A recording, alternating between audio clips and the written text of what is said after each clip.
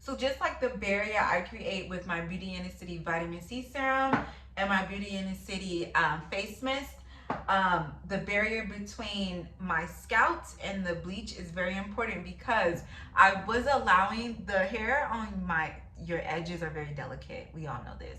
And so the bleach was eating up my edges to the point where I had like a bald spot, okay? And if you look at the other videos before this one, you can probably see like when I turn, it just looks really lighter here. If I go like now, the way my, when I put gel in, the way it dries can make the hair look like it's not there too. So if I kind of comb it, you can kind of see the hair more, but you can see how it's like super black right here.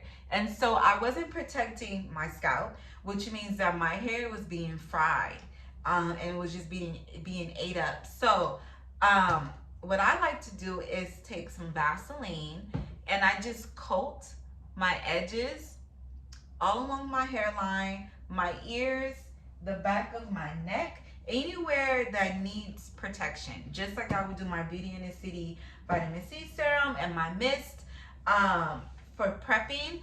So I like to do that to just protect my skin and help it not burn. Because guys, bleach and all of these products can damage your skin just like makeup.